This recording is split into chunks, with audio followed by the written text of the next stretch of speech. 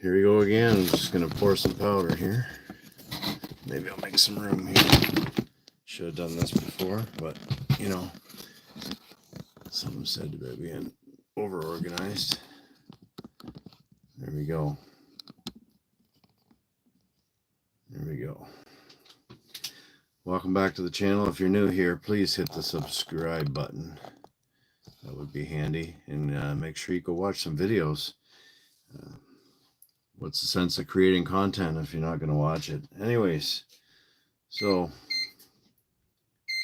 it's time to pour some more powder, just because I have a lot of still prime brass to move on. And you know, sometimes you get buddies come up from the States and go hunting with you, and they want to shoot all your bullets up on you. Right, Paul? What were you saying about got to save me some of those bullets? Okay. If you guys don't have one of these, you got to get one. They are handy. Yeah, pardon the mess in here. This is what reloading rooms are supposed to look like. Messy. Oh, there you are, Polly. Yeah, figured I'd start pouring powder. You'd definitely be in there trying to get the fumes off her here. Yeah, we should see how some of this here stuff shoots out of your Remington. I know they shoot nice out of my Tikka, but you know, it's like the Remington my friend Paul there shoots is it's a 700, isn't it? It's 1 in 14 twists, the same as the Tikka, actually. So I found that yeah, definitely bring me some brass. Yeah, wish you could find some more powder too. This lighter the twist, so 1 in 14 inches is less twist than 1 in 12 or 1 in 9, right? So it means one revolution better than a finished gun, yeah. 1 revolution every 14 inches, right? Something like that. Sound right, guys? So less twist means faster and lighter bullets. So what I found, and you know what, I should try, they have some lighter 22 caliber bullets out now too. I think they have a 35 or a 32 or something pretty light. You guys want to refresh my memory? I know I've seen them in the store, but I know they have 40s. I've reloaded 40s. I don't think they're heavy enough. I like the 50s. They shoot nice and accurate. They'll break the same hole bigger with a Tikka. And at 4,000 feet per second, well, 3956 if you want to get technical with a chronograph. That's moving. That's getting up there with 226 Swift speeds. I have had 50s moving 4,200. And with nozzlers too. Nozzlers I find blow up on hides, but 4,200 feet per second. I imagine it's pretty hard on the barrel. The pressures are getting up there. The primers are starting to flatten out, but that's really moving. You could reload. You could reload nozzlers, but you'll find they blow up on the hides. That's what I found, anyways. So the Remington, I always thought Paul's was a 1 in 12. I must be thinking of the Savage he used to have. I had a Savage. I sold it. I don't like the bolts on them. I don't like the actions as much. I like the Tikkas. They're reasonable. You know, $1,000 for a gun. Everything's going up too, guys. $1,000 for a gun is nothing really. I mean, when you're young, and I remember when I bought my first shotgun when I was a kid, it was like I thought $300 or $400 was a lot of money, right? So you go around looking and you buy a shop at, used to have Kmart up here, Kmart, Canadian Tire, and you had basically Winchester, Mossberg, Remington, and I liked the Remingtons had nice actions and stuff, but used to think that was a lot of money. Now you go buy a good rifle. I think your Savage was a 1 in 12. Browning makes a 1-in-9. So I almost bought one just to try and load a heavier bullet, but when you buy a 22-250, you don't want a heavier bullet. They're meant to shoot. They're meant for varmints. So, you know, groundhogs, foxes, coyotes. You don't need anything heavier really than a 50. I mean, even wolves up north. Paul and I were wolf hunting up there years ago, way up north. Talking quite a while ago, but 22-250 was plenty of gun. I mean, they were what, 140-yard shots, Paul? And they were right down and out. They didn't even hardly twitch. And they were big timber wolves too, like 110-pound dogs. So just to talk about that a bit, there was a guy it was off Facebook somewhere, and he was advertising for timber wolf hunts up north somewhere, off a bait, of course, right? We were up calling them in, and we were getting responses everywhere. There was tons of wolves. Like, we'd fire up a howler and you'd hear different packs all over the place up there. It was crazy. I didn't think there was that many wolves up there. But anyways, the guy was saying he had a minimum caliber. He had a minimum caliber. People could come up on his guided wolf hunts or whatever. I don't remember. It was one of them. One guy, I think, was a 240. Maybe it was 243 or something as a minimum caliber. We wanted a 100-grain bullet or something like that.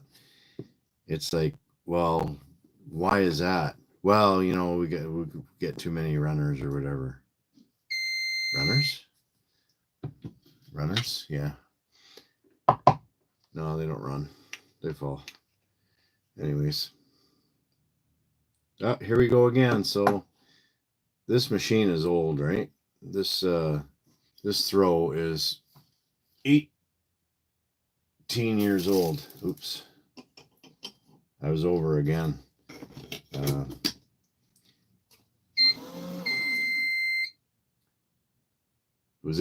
This thing's 18 years old. Oh shit, 40. I'm gonna dump this out and start again here. It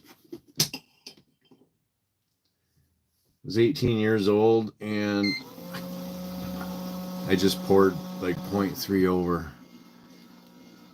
And this thing is usually right on all the time, but just lately it's been pouring over quite a bit. It's been pouring over like 0.3, 0.5. It never used to do that, so could be me bumping the bench.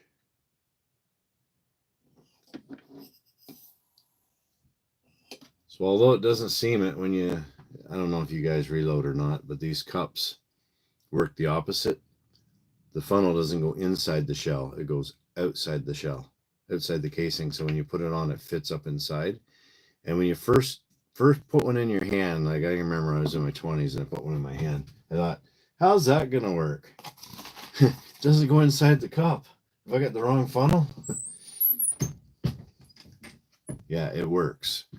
It works. It's deceiving. It squeezes up in there a little bit and it pours in without spilling it.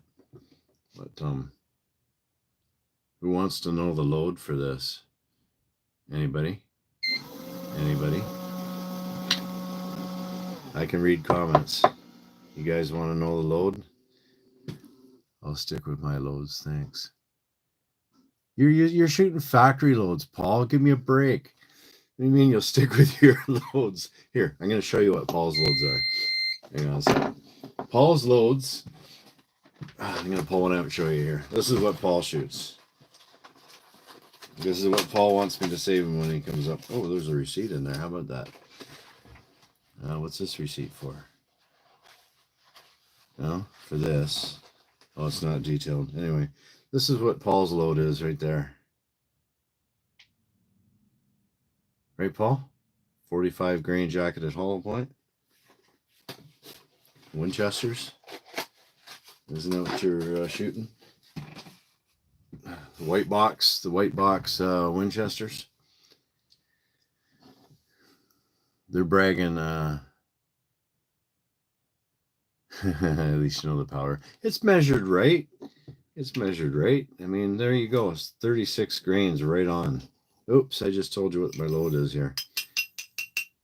So whenever you're loading something, guys, whenever you're they call it working up a load, but whenever you're loading any powder, no matter, even if someone like me says, hey, well, what are you loading? And I tell you, well, I'm loading 36 grains of 3031, IMR 3031, to make it clear, behind a 50 grain, whatever I want, right?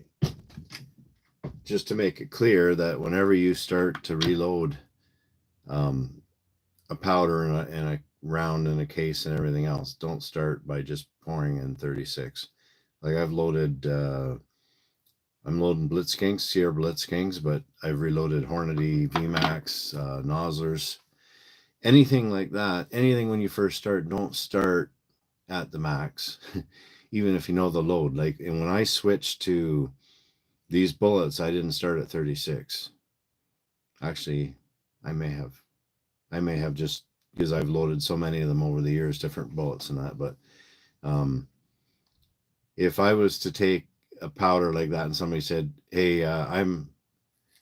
say it was Paul saying to me, I load 36 grains of IMR 3031 with a 50 grain bullet. Okay, I'm not going to come home, pour 36 grains in a casing and go shoot it. Even though I've known Paul for 25 years, I would take the case, I would trim them all, clean them all up, get them ready and prime them. And then I would start at, say, you want accuracy too, and not always like one powder is the most accurate, right? Like, how would I put this? It might shoot 36 grains, might be the most accurate out of my gun, but somebody else's gun, it might not be 36. It could be 35 and a half. It could be 34. Depends on the gun, right? So I would start at, well, to go, so the max is like, in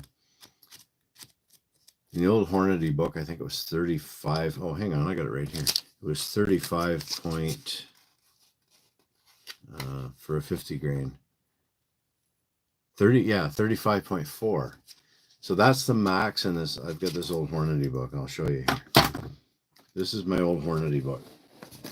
I've had this thing for a long time. If you see these, they're decent books. The stuff's old. It's like I write notes in my books. I keep track of everything over the years, the seating depths and everything. Like there's stuff written down here that's, I mean, from, oh geez, over 30 years ago. I've had these books for a long time, and I write everything down. So if I don't load for a while, I load this 22-250 all the time, but say I go to load for my 25-06, I go over to my 25-06 in here in the book, and then I've written down notes, what bullets and powders I used and what primers and everything else. But if you're going to get accuracy and you want to be safe about it, don't start at the maximum load. It was 36, or it's 35.4 in here, but one of my uncles there told me that he's been loading 36 grains for years. But I started at 34. I reloaded like 3 rounds of 34, 3 rounds of 34 and a half, 3 rounds of 35, 3 rounds of 35 and a half, 3 rounds of 36. And you check your primers. How you like that, eh? You check your primers after you shoot them, and you make sure they're not flattened out. So in here is primer that's been shot. Right, when you see that hole, they're not that bad, but when you see that hole, that primer there starts to get flattened out, and you see it like it's almost like something smushing it on the bottom of the casing, and they're flattening out just a little bit. But when you start to see them flattening out, that's when you know you're getting a little too hot there. So there's a couple different examples right there. See if you can see that. Yeah, I don't know if you can tell or not. It's hard to see. It's hard to see on a video. It really is. It's easier to see with your eye. Like there's, if you look, you can't really see across it, but if you look, you can see where they're flattened out, where the one's kind of, you can see the rounded edge around the outside of it, and one's kind of more like it's like a sharper edge on this one. You might not be able to see that on video, but if you see them start to flatten out, you know, you're getting maybe a little too hot, just a little bit. But good receiver and that. I've shot these rounds I've shot this load for, must be close to 30 years. And it's a good round. Hey, well, thank you. Sharma, I'm not sure how to say your first name though. Daravir? I'm not sure. But yeah, thanks for joining us this morning. So do you guys, here's a question for our viewer. Do you guys do any hunting at all in India? Because I keep hearing a couple different things.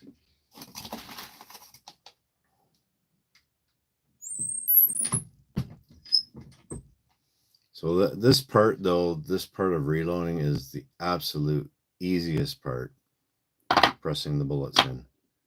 I thought I'd do some more of these this morning, so the next time I get on here with a live, I can show you guys the resizing and the processing of the used spent brass before you actually do this easy part.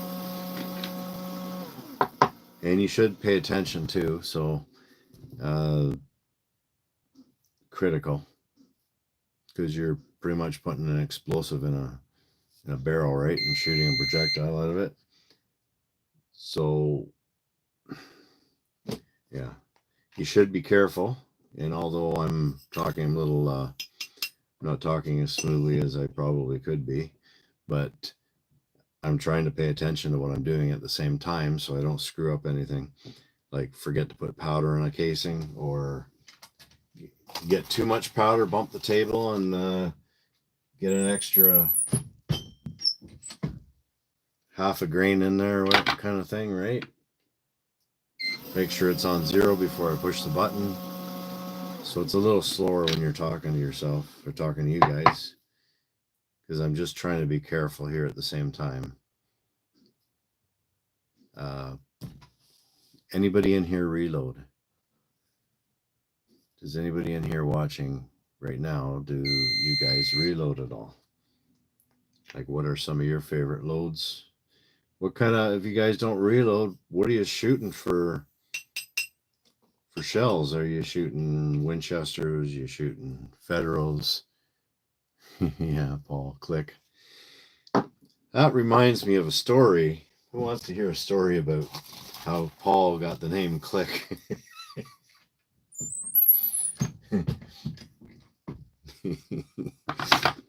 Nothing like handing your buddy the 22-250.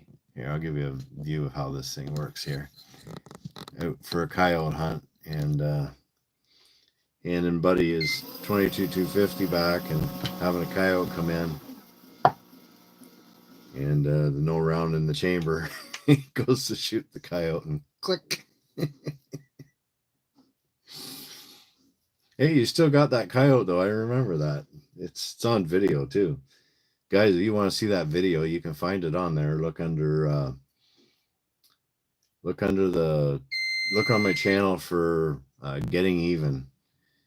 It was a 2006 production on DVD, and I went and posted on the channel so you can view the whole thing for free.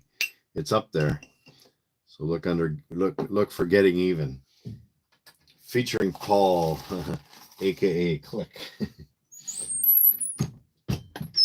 Coyote standing there waiting. Click. So glad that's on video. That's awesome. I forgot all about that, Paul. Thanks for reminding me. Oh, see, that one went beat pretty quick there. Oh, it's still right on. And you'll find that different powders pour better than others too. These are this is a long cylinder shaped kind of powder. I'll show you this in a second here when I pour another one. There's different kind of powders. This is like a stick powder. Now, I'll give you a close-up of this one before I pour it in the shell. It's not brain surgery or anything, you know. It's not. You're supposed to keep the air from moving. These scales are very sensitive. Oh, see, it's 36.3. That's too much. So when you get that, I just try to dump a little bit back in.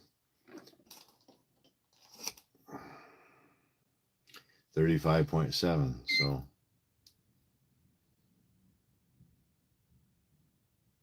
there, 35.9. That's close enough. So there's what the powder looks like. I don't know if you can see that. Right, so there's my finger for reference. Oh yeah, nice nail jobs, eh? My wife does manicures and my nails are probably worse than anybody's. That's what the powder looks like. Right, so you got your casing in your funnel. All you got to do is pour it.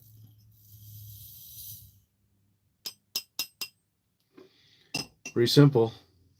And push the bullet in. Very simple. Pretty simple. But if you don't do it right, it's pretty dangerous too, right? You chuck in a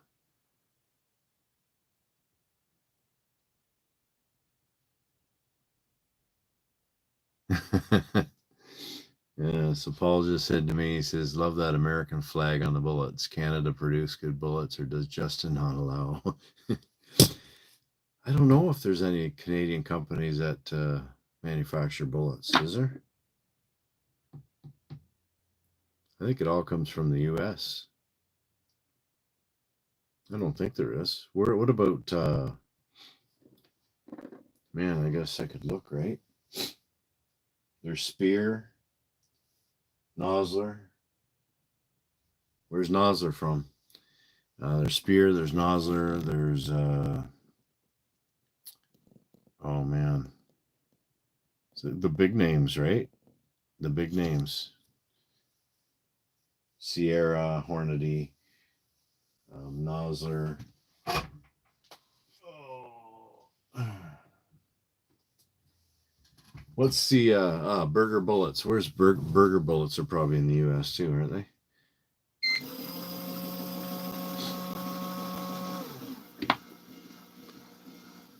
Did you ever try a Burger Bullet? I used to have some. I bought a box of them years ago. You used to be able to buy them up here, and I bought a box of 52 grain hollow point varmint bullets, and they were molly coated. You used to be able to buy molly up here. Actually, I have some molly somewhere, I think. And you can molly. The guy that used to reload, he'd mollied his own stuff. So molly coating. I've heard lots of good things, lots of bad things. You don't see it up here anymore. It was big for a while. It was like a fad, I guess. Oh, molly coat, it's easier on your barrel, blah blah blah blah. But you got to do it right off the bat. It's easier to clean your barrel. Doesn't leave the copper fouling, so they say. And I don't know if that's true or not. But if it's so good, how come everybody's not molly coating their bullets? You know, what's the issue? You know, it's like these aren't molly coated. These are just copper jackets. I don't know. I had some 40 grain nozzlers that were dipped in molly, and the burgers were mollies. The burgers shot. They were a flat base. They shot really well. They shot pretty good, but you don't see them up here. So the big thing in the stores up here, Like if you go in our local store here, that you just see Hornady, and stuff is scarce right now. I keep phoning, I keep teasing the store owner there. I know them a bit, know them for years. I phone up every once in a while. Is my powder in yet? Yeah, very USA. Thanks, Paul. Is my powder in yet? Your powder? Come on. What powder do I burn? It's only one powder. Like, come on, there's lots of coyotes running around there. I need powder. I'm gonna run out. I'm gonna run out of bullets. You need to get me some powder. Where's my powder? They just laugh at me. But yeah, I'm not really feeling this morning. I thought I'd get on here and talk to you guys, and it's quiet in here. It's quiet. Why is it so quiet? You guys can type, right?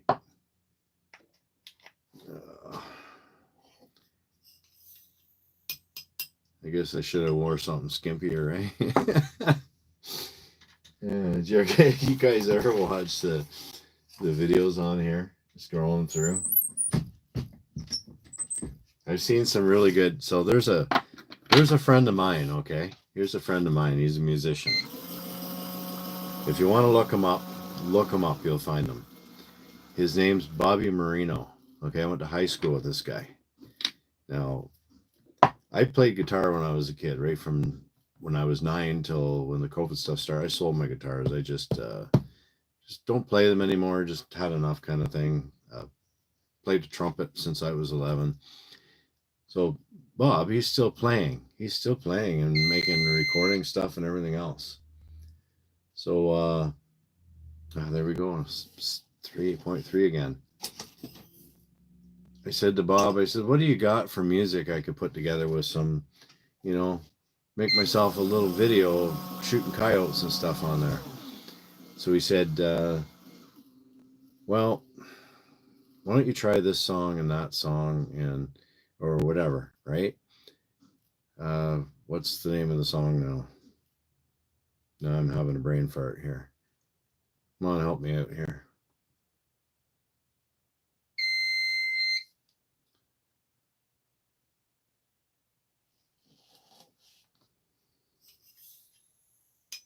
Anyways, I'm bad with names if you can't figure that out yet. He's still doing music, still recording stuff. Actually, I should get him on here on a live with me sometime and get him to play us a song or something.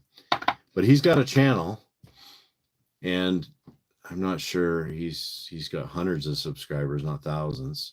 He's got hundreds of views on his music. I said, well, let me put something together, and I've got like close to 130,000 subs on my channel right now. And I said, let me put you something together, and I don't care about or monetization or whatever. Send them your way to get you some traffic, right? The guy's a good musician. He has some pretty good songs out there.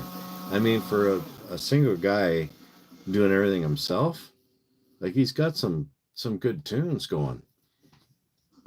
In all different kind of styles too. And he writes his own songs. I mean, why is a guy that's got some severe talent heading to work? Get focused? Yeah, Paul, have fun at work there. Don't work too hard. I'll be back in the grind tomorrow. So, why is a guy that's got some serious talents musically, writes his own songs? He's got a YouTube channel. He's got no traffic flow. He's got no traffic. Like, what the heck, man? But you'll get some girl on there jiggling her tits up and down, bouncing up and down, giggling at the camera. She's got millions of views, right? And subscribers.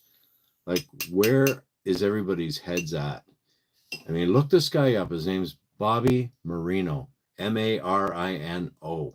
And if you look in my videos, and you got to go to the videos and look at most recent and scroll down, you'll see him on there. And you'll see a video I kind of mixed with some coyote shooting stuff or whatever. And go find his channel and give him a subscribe and say hello to him. Tell him hello from some of the coyote hunters in North America or India or wherever you're from. And listen to this guy's tunes. He's got some really good music. Man, I don't get where people's heads are at, where they're more interested in watching a girl bounce up and down wearing practically nothing than they are listening to some good tunes. Like, I mean, why isn't this guy's work on the radio? I mean, you guys go back and find his channel, find Bobby Marino, uh, take a listen to his stuff, come back in here, leave me a comment on whether you like his stuff or not. You can find, there's the one song he plays, one of the songs or whatever. He said, "Yeah, go ahead and mix that video, remix it." So I remix it with some videos of coyotes getting shot and stuff, and I tried to overlay back and forth between the hunts and the music video on that. It's like it's pretty cool. It's like even the video, the music video itself that he put out is pretty cool. I mean, take a listen. Maybe you guys won't like his stuff. Maybe I got really weird music taste. I don't know. I like classic rock. I like jazz. I like classical. I like a lot of things, but I find myself mostly listening to classic rock and old stuff too, right? Yeah. Anyways, so I'm pouring powder. It's my last day off before before I have to actually go work for a living now. But I'll tell you, if I had enough subscribers and views on my YouTube channel, I wouldn't have to work as hard at my job.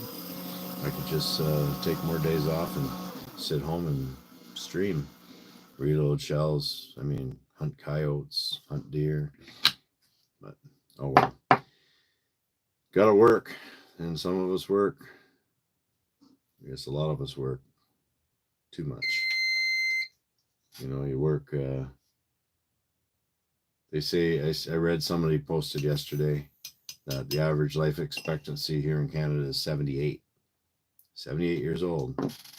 And most of us work till we can't retire till we're 65. So what's that leave you? Doesn't leave you much, does it? So you got to enjoy your life now.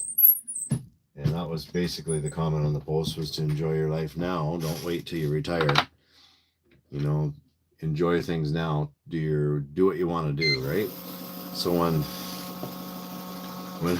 I love the coyote hunt, right? So I'm always out coyote hunting. And my parents are still alive and well, and a lot of friends and that. And I get comments saying, "Why don't you stay home and rest?" Like my mother especially, right? Hi, Mom, in case you're listening. Why don't you stay home and rest? Yeah, I can rest when I'm dead. I mean, don't sit around idle. Get doing something. Like this is just today. I'm just kind of taking it easy because I'll be working tomorrow, and I'm still doing something. You know, do stuff you love to hunt. Get out and hunt. Don't sit around. Don't sleep in every day and I can't get up. Oh, I can't get up. Oh, just sleep in. Just sleep in. Get up and go hunting if you like hunting. You know, get up and go target shooting if you like target shooting. You know, if you like to go for a walk, or if you like to ski or four wheel or snowmobile or whatever. Don't sit around. Actually, just get out and do it now, because before you know it, you'll be too old to do it. You won't want to do it. You'll be too lazy, or maybe your body won't last like you think. And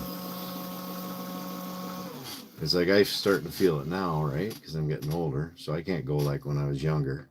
You get out there and the knees hurt after a while, and yeah, I know, drop a few pounds. You can save that comment for someone else. But Paul's gone. I probably won't hear it. You get older and your body gets older. We all get that way. So get out and do the stuff you can do now. Like, get out there and do it. Don't sit around. Sit around and watch TV. Ooh, yeah. Sitting around and watching TV. You can only watch so much TV. I mean, there's some decent movies out. They're quite, and the key word is entertaining. If you want to be entertained, like you're sitting here, I'm entertaining you, or I'm attempting to entertain you, maybe educate you a little bit. But everything's about entertainment and keeping people busy and occupied, right? But you can learn things on the internet, right? You can learn things about hunting coyotes or about reloading or whatever you're interested in, because that's how I learn stuff too, right? If I want to know something and I haven't done it before, well, now you've got Google, right? You can Google it, or you can search it on a YouTube video, and you're going to have somebody on there that knows everything about everything, or you've got somebody on there that's just knows how to do something and they want to share that experience with you. So it makes it easier for you, right? What their intentions are. It could be just genuine, or it could be someone that's boastful. I don't know. It depends on the person. But you can find that information, right? So if you want to hunt coyotes, I'll try to educate you and tell you my experiences and show you my hunts on there. And if you want to learn how to trap, you want to learn how to trap coyotes, then I'm the guy. I can show you things. Do I trap everything? Yep. Do I go out of my way to trap everything? Nope. There's not really any money in trapping anymore. I make hats and mitts. I do all my own tanning. And I don't mean sun tanning either. I tan my own leather. I make my own hats. I make my own mitts. I sell them. I don't advertise a lot. It's mostly people I know. Word of mouth, whatever. I work full time, so I don't have really time to do it full time, nor would I make enough money at it. So I have to work my job and then do this stuff. Because you're killing coyotes, you're gonna legally you're supposed to do something with them. It's against the law to let a fur bearer go to waste, right? So legally you're supposed to do something with them. Sometimes if the fur is trashy on them, I'm not going to skin them. If they've got mange, I'm not going to skin them. If sometimes you shoot them too high and you blow a back right out of them or something, you're not going to skin that because it's not worth skinning. It's not worth the work and the effort and the chemical and everything to tan it, and there's not much really left of it. But you got to try and do something with it. So I just kind of love to coyote hunt. I have for over 35 years, and it helps out the farmers. It helps out people that got livestock and their little hobby farms, and it helps out the deer population, and it helps out the small game population, because these coyotes are eating machines, right? So I refer to them as land sharks. Joking with friends, I say coyotes are like land sharks. It says they eat everything. They will eat everything. They will eat anything and eat everything. They'll eat, let me give you a view of this thing again here. They will eat just about anything they can get their teeth on. And they do eat a lot of deer. They'll bite your kids. They've attacked quite a few kids now in Canada, here in Ontario. And people's dogs, they've heard complaints about them ripping their dogs right off the leash and everything. They're very vicious. They're not cute and cuddly, although there's a few videos floating around the internet of some guy that's got some sort of pet coyote there and playing with it, and he's got all these clickbait videos. Fighting a coyote off and attacking a coyote, fighting with my dog, or coyote attacking my dog. And we've got this coyote that he's probably had since it was a puppy, and he's raised it, and he's playing with it and petting it and everything. I mean, that's clickbait. Coyotes aren't like that. Coyotes are the most ruthless, vicious animal there is. I mean, they wouldn't think twice about ripping your dog off the leash and eating it, or just killing it because it's in its territory and it's defending what its rights to the claim to its rights to food in that area. My friend of mine, he lost his 6-month-old lab right in his backyard. They came in and grabbed his lab and they ripped it apart and ate it, and it killed his dog. I mean, I took 12 coyotes out of his backyard last year, and I killed some across the road from there at the farm across the road. And then this year I've taken 2 out of there and 2 across the road. And the farmer shot one of them himself walking out there, taking a walk one day. This is recent too, in the last couple of weeks. And there's still coyotes showing up. There's still some around. But I'll tell you, 2 years ago, I killed 70 of them and 9 fox. And a lot of them were from this block out here. And then last year it was only 58 and 5 fox. And then this year I'm only at 22 and 6 fox. So I mean it's really slowed it down. I mean, they're just they're just not they're just not running around like they were, right? So they were the coyotes were just everywhere. They're way overpopulated. There's no deer. There's hardly any deer around. I hadn't seen a rabbit in years. This year I'm seeing rabbits. It's actually pretty cool. This one place I hunt, there's big jackrabbits running around all over the place. A couple other places I was doing a nuisance job for a guy. I took 6 out of there in the spring, and I took 2 more last week out of there. And I'm seeing cottontails all over the place. It's like, oh, right on, rabbits again. You know, and they say, so up north they say rabbits cycle with lynx. So the lynx cycle off the rabbits. Well, this ain't up north in the middle of nowhere. This is farmland, and we control our predators on farmland. You're not going to get them to cycle like they would up north. And this is my opinion, okay? This is definitely my opinion. And I don't know who else shares his opinion, but when you've got farmland, okay, let's start again. Up north, you've got lynx cycling on the rabbits. So when you've got tons and tons of rabbits, there's more food, right? And you got more lynx. And then they say they cycle about every 5 years. And then the rabbits die off, or the rabbits are right up, and then the lynx will die off because there's no food, right? So down in farmland, this is my opinion, okay? You've got coyotes, you've got fox, you've got fishers around here. You've got man. We're always the top of the food chain. We're a predator too. We eat meat. So you've got coyotes, foxes, fishers, people's dogs, people's cats, feral cats. You've got people that hunt, and you've got the odd wolf that wanders down here. So they're eating food. They're eating rabbits. They're eating deer. If you don't think coyotes will take down deer, then look it up.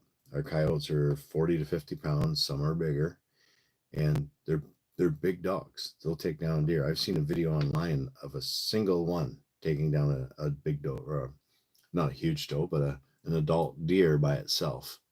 No problem. Right on a golf course. Actually, it's pretty cool to see. So my theory is, once these deer are down, right, the coyotes aren't stopping their breeding. Now there's tons of them. We had tons of coyotes running around here two years ago. They were everywhere. Farmer phones me, can you get rid of some of these things? Shot must be 30 behind his dairy barn. It was like 8 the first week, 3 the first two or 3 the first day I went over. And it's just every time I went, I was shooting a coyote or two and calling.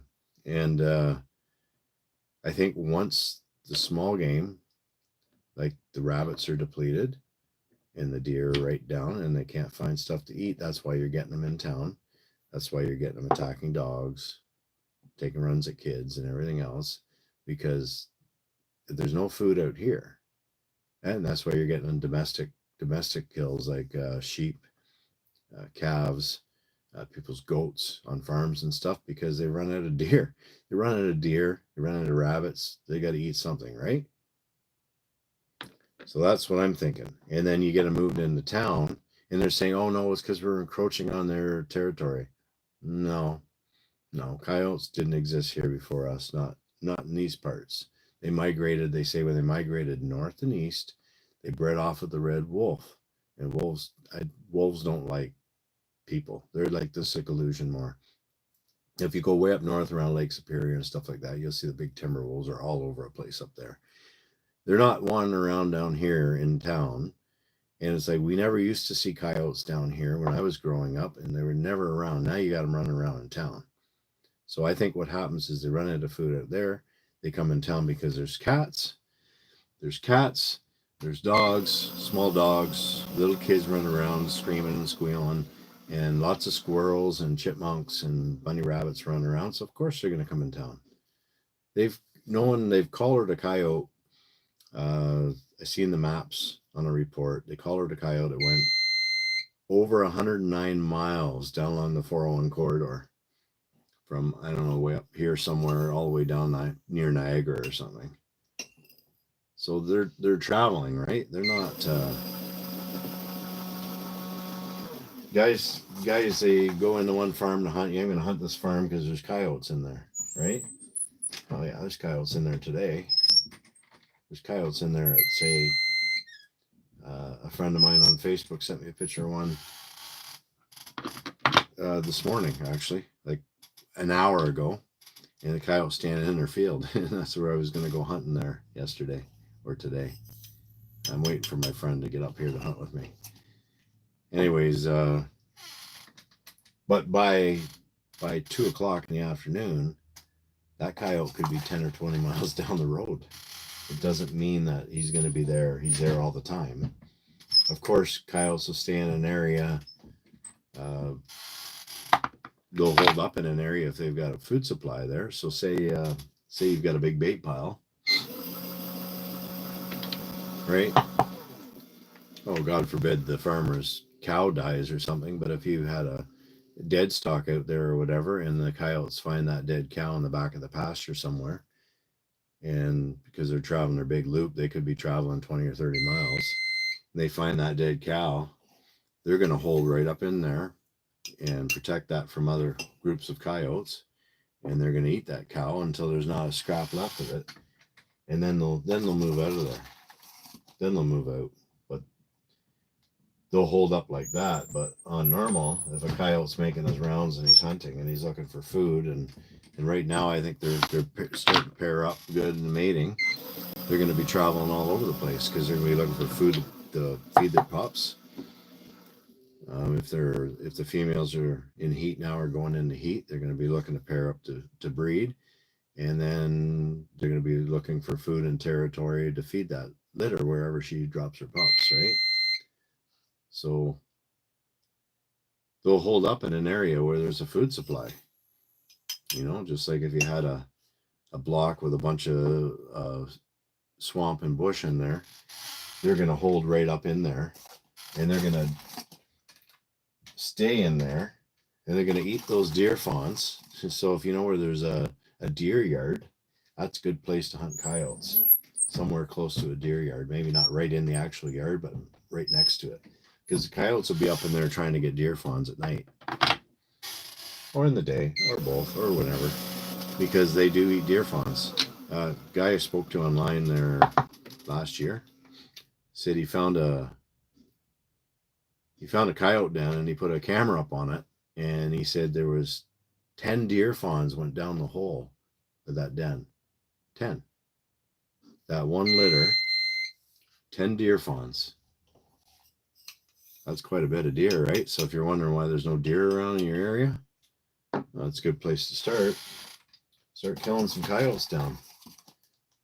I mean, and people say, "Oh, well, they only kill rodents and eat rats and mice and stuff," and it's like, yeah, but they kill deer, man. Venison tastes great compared to rat, doesn't it?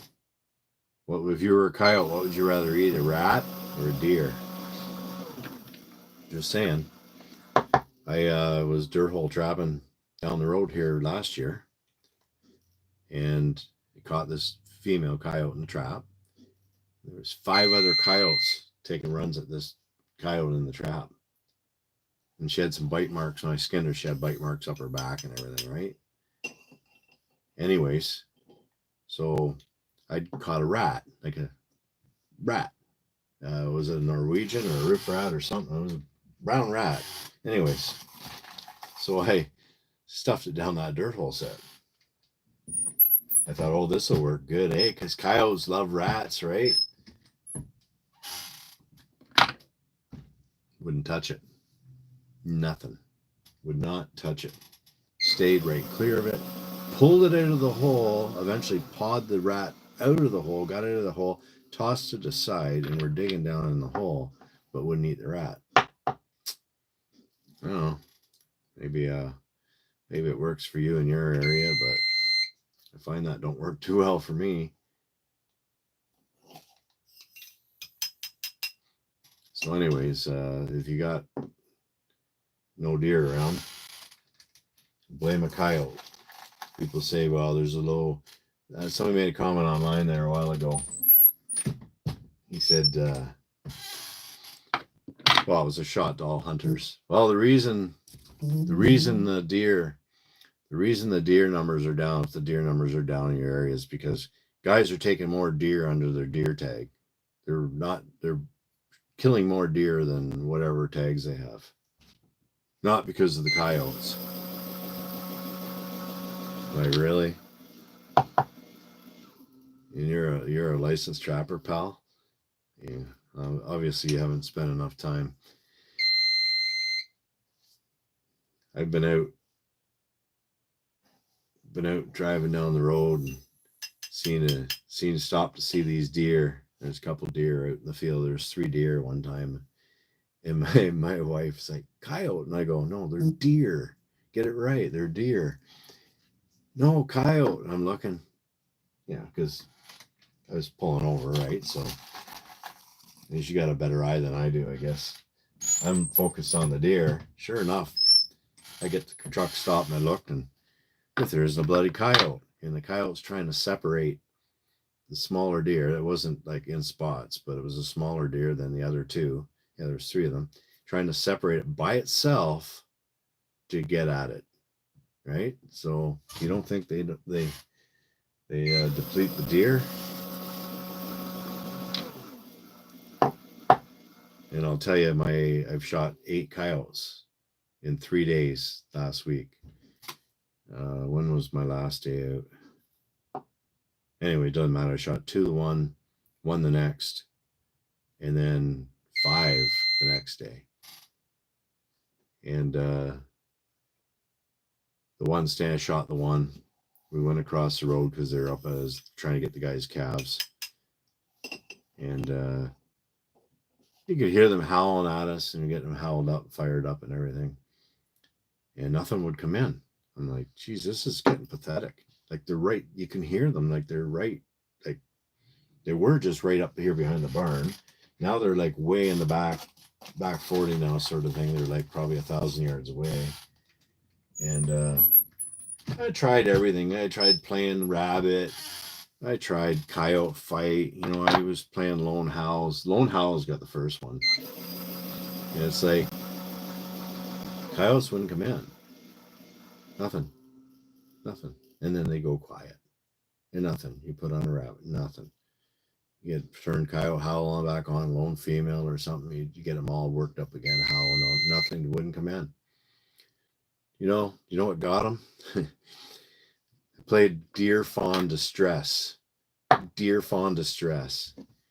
4 of them just come rolling in like thunder. Yeah. Deer Fawn Distress. Can you imagine that? Somebody said, oh, coyotes don't eat deer. What are you talking about? They don't eat the deer. They just eat rabbits and mice. They don't eat deer. 4 coyotes came in. 4 coyotes went in the back of the truck. Some of my best shooting ever. But it's funny. But they don't eat deer, eh? But that's what got them. That's the only thing that would convince these coyotes to come in, was a deer fawn distress. Isn't that hard to believe? Anyways, when I'm done these 50 rounds, I'm getting out of here. 3, 6, I've got 7 more left.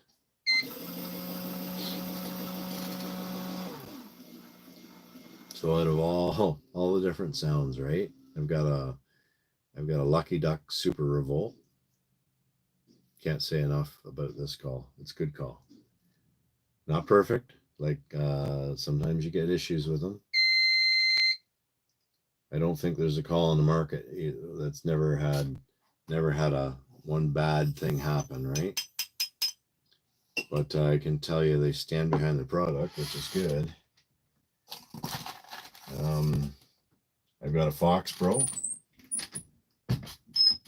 I've had, I've had quite a few Fox Pros. I've had the earlier ones. They're B16, I think they called it. I've had a Fury 2, which was pretty good. It had the speaker, just the one handheld one with the one speaker on each end. I had a Shockwave, which I just sold. It's a good call too, but I got their X-Wave, and I thought, well, I don't need both of these. They're pretty much the same call. One's just a bit bigger and louder. And I sold it to a guy that backed over his, so I let it go. I thought, I may as well sell it. Guy needs a call. He crushed his. It'll save him some money. It's a good call. I don't need it. So it went. And I've got the Lucky Duck Revolt. I got a Revolution. It's old and beat up. I left it in Michigan at my friend's place. He's been using it. And yeah.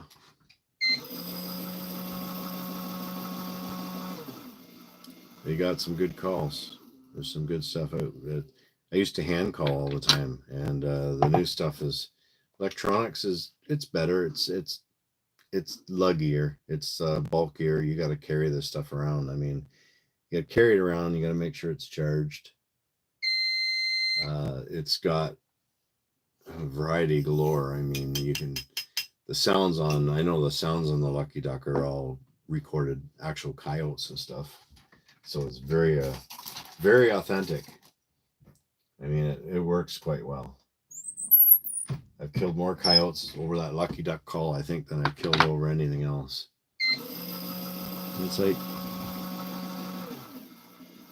it is what it is. But deer fawn distress, nothing would come in, and all of a sudden I turn on deer fawn distress, and like a minute, probably a minute later, 4 coyotes just come barreling over the top of the rise in the hill, come in full bore. It's like, really? Why are you guys so hot for deer fawn? I thought they don't eat deer fawns. So if you don't think, if you got people around you who think that coyotes don't kill deer, then you can inform them that they are definitely wrong. They certainly do, and they certainly eat it. And if you got hardly any deer in your area where you're hunting, then you better get focused and get rid of some of these things. If you're concerned about mice on farms, right? Like some guys I know, they're down west of here. They don't kill fox.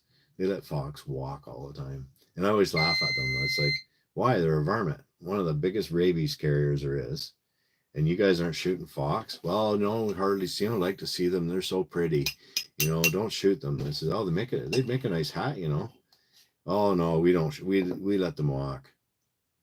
And I always kid them, and one guy I always kid. I say, is that because they're too small for you to hit? But fox are big varmint too. But if I had my choice whether to have fox or coyotes hanging around, I'd rather have a fox hanging around, because I know if a fox attacked me, that fox has got zero chance of living.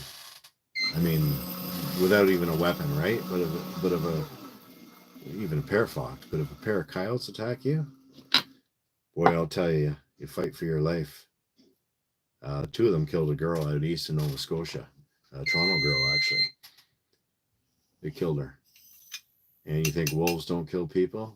Wolves killed a guy named Kenton Carnegie up by points north in Saskatchewan years back there, doing his placement for school, and killed him and ate, I think, a third of his body or something. Who else was telling me now? Oh, somebody was telling me yesterday. Oh, maybe she's listening. She said her kids were watching my how to field dress a deer thing.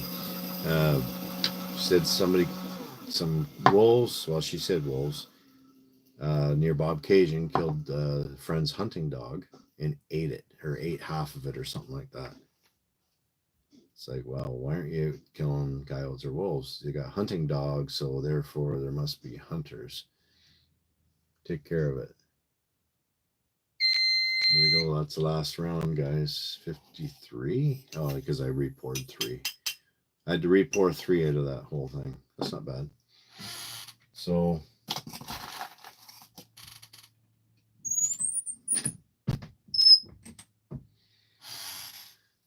that's enough pouring powder for today. I'm going to actually shut this off today. I'll put this on the top here, keep the dust off it. And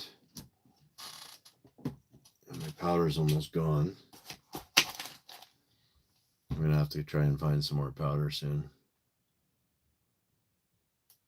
Anybody know where I can find some 3031? Who wants to share their 3031 with me?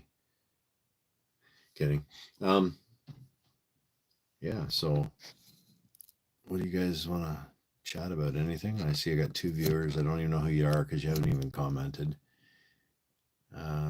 We've been on here an hour and 1 minute. So what I think I'll do is I'll show you this. This is my new favorite bullet.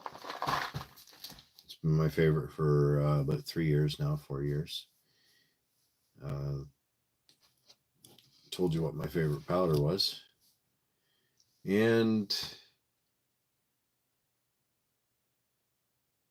I don't know what else I could show you, really.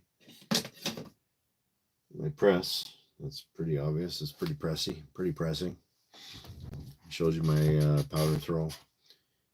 Yeah, so we were talking about yesterday about we were talking about if you didn't have a power thrower, they came with scoops in with your dies. They always came with a scoop. I'm not sure. This is a 2.5 cc. Use only with the Lee charge table. So let's turn this back on for a second. This will be interesting. I've never tried this, by the way. I'm going to attempt.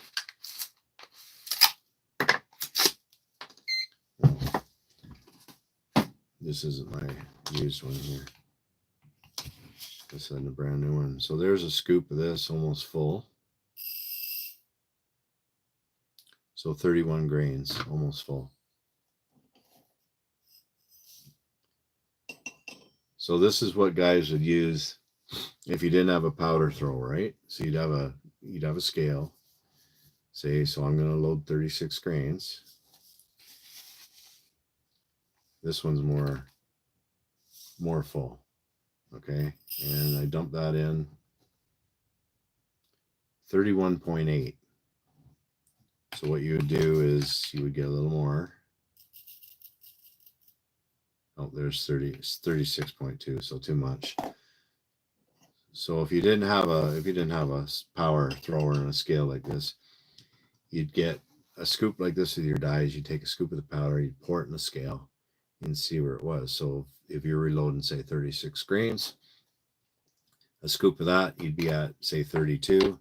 Then you would take your trickler like this, which you'd fill full of powder, and then you just keep turning this, and it keeps rolling the powder out the end of it into your scale, tipped even for the amount of grains you want. Say so say for 36, right?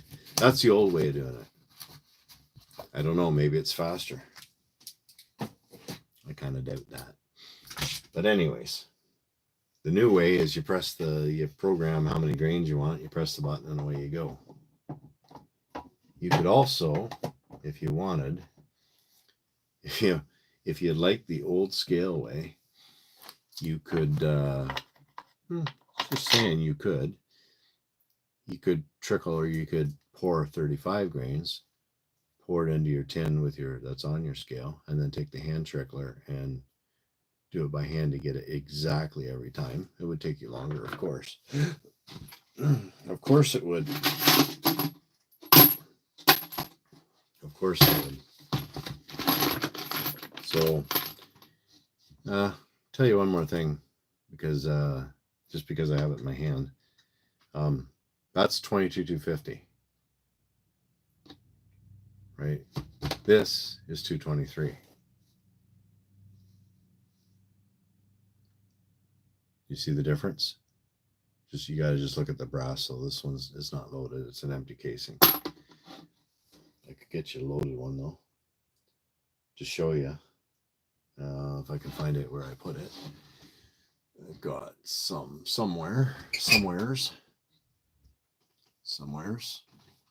Oh, that's 250.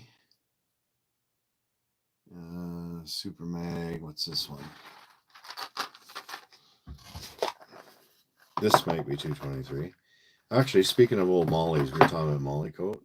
There's one right there. There's an old molly coat, 40. So, here, let me entertain you with this. That's a 40 grain though. That's a 22-250. That's a 223. You see the difference?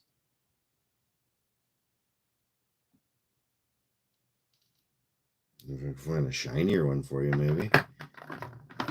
Here's a shinier one here. Here's a shinier one. It's not as shiny. I could shiny it up, make it look better for you if you really want. But that's 223. That's 22-250. That's an old burger bullet right there, a 52 grain burger. The difference between these two rounds. Okay, this is an AR-15 round that they use in AR-15, 223 or 5.56. This is 22-250. These can shoot the same bullet, exactly the same bullet. They do and will shoot the exact same bullet. They're a 22 caliber bullet. The difference is, and it could be different for some guys, it depends how they reload them. 22-250, I send that bullet at 4,000 feet per second. My 223 likes those bullets at 3,100 feet per second. You could reload them hotter, but they wouldn't fly good out of my 1 and 8. They don't. I've tried it. But that 22-250 shoots that round a heck of a lot faster, and it's a lot flatter and hits harder. So when you're shooting coyotes, if you want a coyote gun, I'd suggest 22-250. Anyways, that's why. Flatter and harder hitting. But it's the same bullet. Go figure. Anyways, I'll leave you with that thought. Yeah, we're all over. We're talking about reloading. We were talking about coyotes and hunting and bullets. And AR stands for Armor Light, by the way, not anything else. The manufacturer's name. But I'm going to get out of here. So thanks for watching. I hope you guys enjoy your day. This is my last day off, going back to work. So I probably won't be doing a live for a while. Wife's birthday's this weekend. Book a couple days off. Probably won't be getting any hunting in, but there's lots of videos there for you guys to watch. Make sure you pick a feed like a playlist like Coyote. Just get on there and watch them. I mean, my video editing skills will get better again. I'll try.